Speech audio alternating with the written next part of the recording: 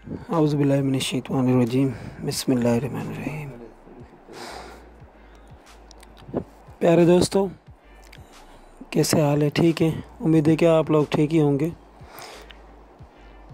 क्या कोई ऐसा पत्थर जिसके पहनने से इंसान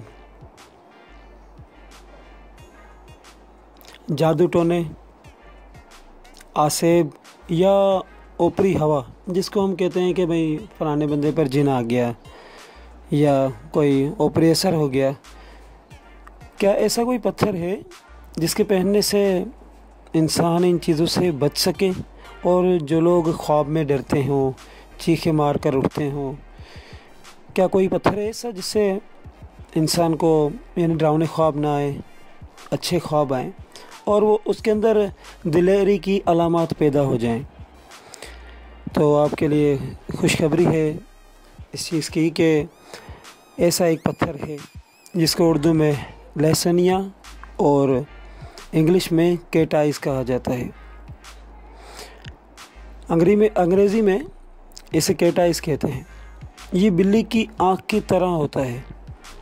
इस पत्थर का रंग खा कुछ हो, लेकिन इसके अंदर एक सफ़ेद चमकदार धारी ज़रूर होती है। चाहे कैसा भी इस पत्थर का रंग होगा, लेकिन इस पत्थर के बीचों बीच एक सफ़ेद रंग की लाइन होती है, सफ़ेद धारी एक लाइन होती है। इसके 4 रंग होते हैं: जर्द, भूरा, सब्ज़ और स्याह। यानी इसमें लाइन इस तरह की हो सकती है: जर्द, भूरा, सब्ज़ और स्याह। सब्ज़ और जैतूनी रंग का पत्थर अच्छा माना जाता है।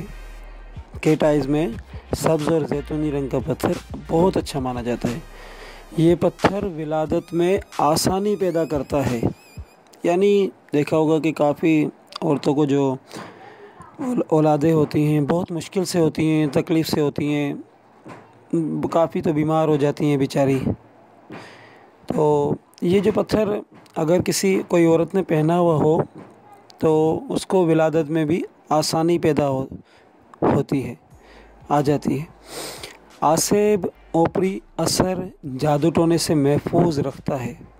यानी किसी ने अगर कोई जादू भी कर दिया हो आप पर, या कोई आसेब का असर हो, आसेब जिस तरह अंदर आ जाते हैं आसेब या बाहर से एक असर डालते हैं इंसान पर, ऊपरी असर जादू टोने से महफूज रखता है।